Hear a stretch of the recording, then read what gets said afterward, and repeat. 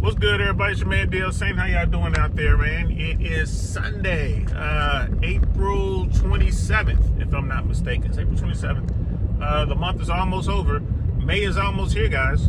Think about that. We're almost through April. May is almost here. What did I want to talk about as I drive to go pick up my daughter? Hey, man, let's talk about plans. Let's talk about the best laid plans, right? You guys know the saying, the best laid plans go awry. So anyone who follows me on YouTube, I Really Want to Know podcast, which is where we are right here, because I do my shorts, you guys know that I'm retired. And being retired is cool, guys, especially when you considerably younger. Most people don't look at retirement until they're into like their 60s, mid to late 60s. I was in the career field where retirement is mandatory at age 56. I'm still under the mandatory window, but I was able to retire at age 50 due to health reasons, mostly mental health reasons, right? And I'll get into that. I've touched on it in the past, but I haven't really gotten into it deep. I'm a retired air traffic controller, and you guys know that's a really tough gig. So mental health and any kind of medicine that you might have to take, any kind of prescriptions or whatever, that can keep you from being an air traffic controller. Like, you can be disqualified because of certain meds, and that was my situation. And I was brought on by life. This is why I'm always talking about family court. This is why I'm always talking about family court. But we'll get into that at a later date. But anyway, being retired, having a pension, everything is cool. And like most people, my retirement plans were based on my 401k. Well, as you guys know, unless you've been living under a rock, a lot of 401ks have taken some serious hits. And the damage isn't done. We talk about this all the time. Tariffs and what's going on with the American economy, what's going on with the stock market. So suffice it to say that I have to modify my plans. Now, that's fine. That's when you make your plans, guys. You make your plan and then you move forward, right? You make your plan, you move forward. If something goes wrong, you fix your plan. You modify your plan. You do what you got to do. Now, since I've been retired, I've taken some risks. I've done some, business things. I've taken some chances. I mean, that's fine. That's what you do. Some of it paid out. A lot of it didn't pay off. I did make some great connections, but I'm in a position now where my pension isn't enough.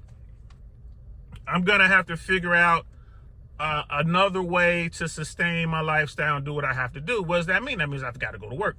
So there are a lot of people out there, young people coming out of college, people coming out of high school, people coming out of the military, didn't know what I'm talking about. Like, you got to get into this workforce. For someone like me, I haven't been in the workforce, like looking for employment, since the mid-90s. Since 1990s, the last time I was actually out there trying to find jobs and working, which I did. Once I got hired by the FAA and became an air traffic controller, I was out of that market. I didn't have to worry about it. And what I'm noticing is it's a huge change when you're out searching for a job.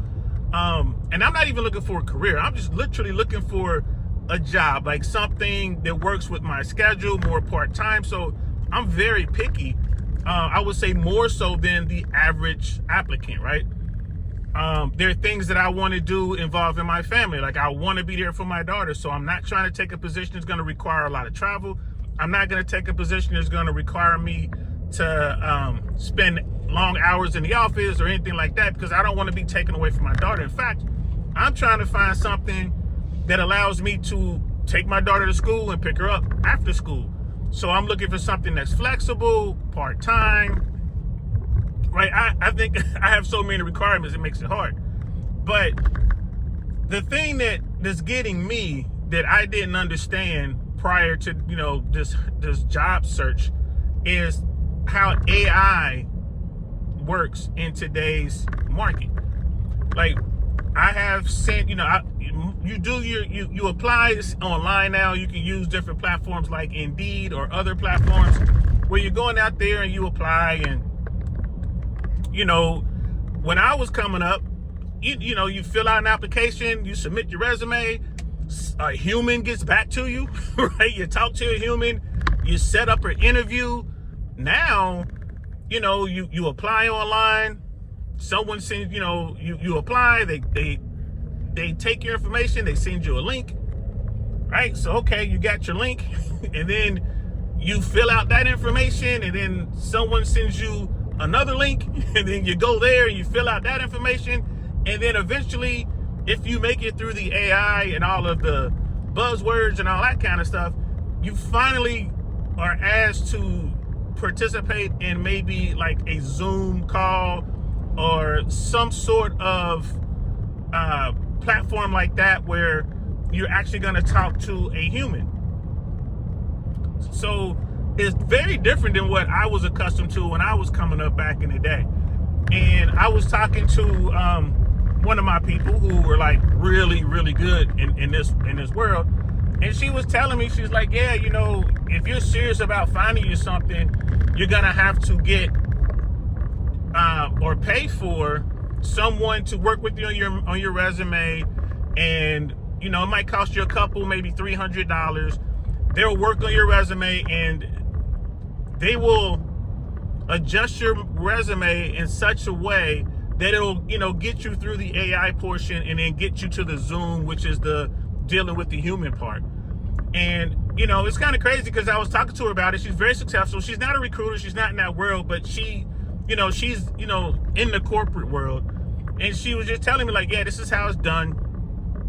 And she's always talking to her friends so that she knows they're trying to, move up in the world or try to get themselves together. And she'll make this suggestion like, hey, you should use this company. This is what they do. And people are like, oh, I'm not going to pay $300.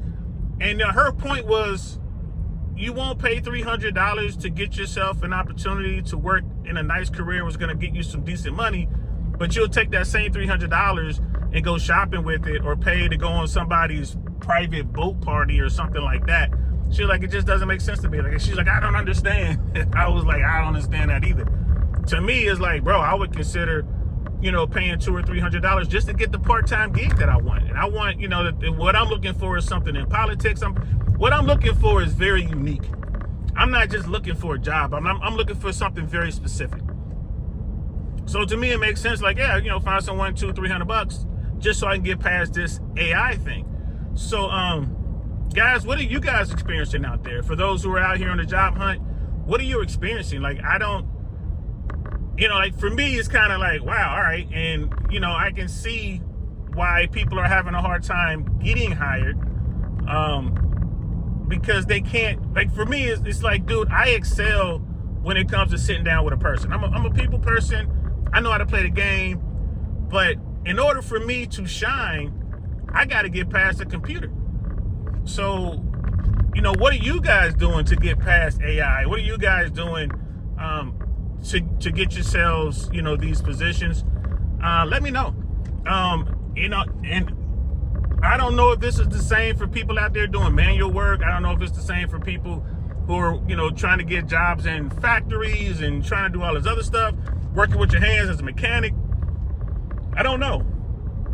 I would imagine if you're working, trying to get on with any company, be it white collar or blue collar, that there's going to be AI involved in the process. Maybe the AI will come up with a test to test your knowledge base. Like if you want to be a mechanic or if you're trying to be, I don't know, a pipe fitter or a bricklayer or I don't know, but I would imagine that the AI is probably involved in that process as well. So guys, let me know. But, and also let me know, what do you guys think about investing in yourself? Like, do you think it's a good idea to invest a few $100s in your resume to make you more appealing, or, invest that money so to give you a better chance of getting past the AI part? Do you guys think that's a good idea or no? Let me know how you guys are feeling. But that's what I'm dealing with now. And I ain't gonna lie to you, I really dislike this process. I don't like all the links. And the reason is there's so many scams out there.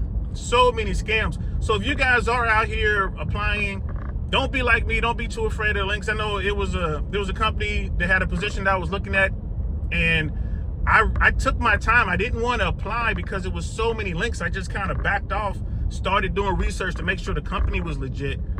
And I actually lost an opportunity for getting the position. But this is the way it's done. Whether I like it or not, I guess it's irrelevant, but this is the way it's done. But be careful, guys. It's just so many people getting scammed out there, and they're using job applications or job postings. Like if you get just a random job posting, or someone sends you a random text message, or you see something on Telegram or WhatsApp, more likely that's a scam. So be very leery of that. Beware of that. And also, if you live in a state where they have tolls for roads, like for, like riding on the freeway, got to pay a toll. If you get a text message saying you owe money for a toll, that's a scam as well. So you still have to be careful. I just don't like this link stuff. And if you're applying for a position and they start asking you random questions about your bank account and trying to get you to what's your login or doing stuff like that, be careful. Don't do that. Right? No employer should be asking you about your bank account and how to get into your personal account. So, just be careful. This is I don't like links, and I know people are losing their jobs and getting laid off, and they need to get money coming in. They got to get an income. Most Americans can't afford an unexpected expense. Most Americans live paycheck to paycheck. So I know, it's a lot of people out there who are just real eager to get these jobs, to get some money coming in, but still be careful, guys. Be careful. I can take my time. I can be picky. Again, I am retired. I get paid to wake up. However, when I'm out here looking for something, I'm still very thoughtful in what's going on. Is this a scam? I'm reaching out to people.